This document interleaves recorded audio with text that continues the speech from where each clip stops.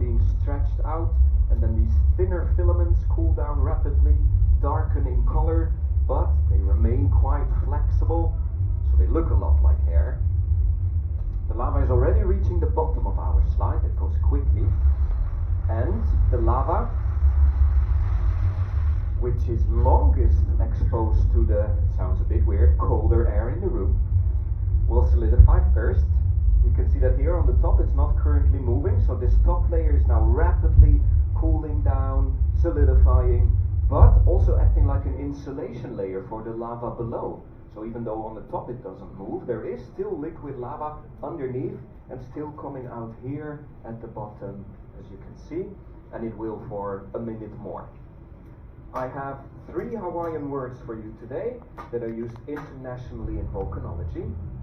The first one refers to this slightly darker wavy pattern that you can see mostly on the sides of the lava flow. It's called ropipahoihoi lava, and this forms when liquid lava moves under a layer of lava that has already solidified a bit, many smaller pieces. In nature we have 2 kinds of lava flows, A'a lava flows and Pahoihoi lava flows. A'a lava flows are very thick, viscous, they have big boulders inside, and they make a lot of noise when they crawl forwards. And we have Pahoihoi lava flows. This is a Pahoihoi lava flow. That's the bright orange lava that follows the landscape like a liquid. In Iceland, when we have a tourist eruption, a lava eruption, this is the kind of lava that we get. Here we have 2 beautiful bubbles.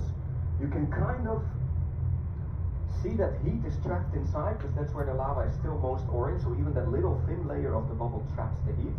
It's very easy to break. Look how fragile it is.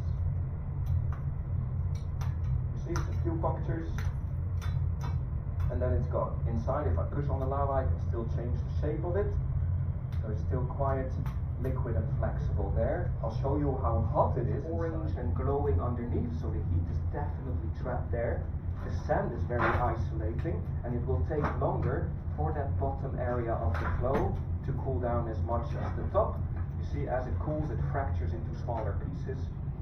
So that would happen even faster if I would lift these pieces for longer, because then of course colder air has access to the bottom of it.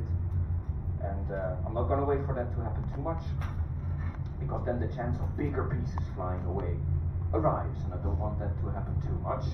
We are of course also not going to wait for 3 days for our flow to cool down to prepare for the next show, because the next show is at 5 today. So apparently we have a way to clean this up while it's still hot. And actually, that's quite easy. We never directly manipulate the lava, we always use tools. That's why it's okay that it's still hot. So straight after the show, we can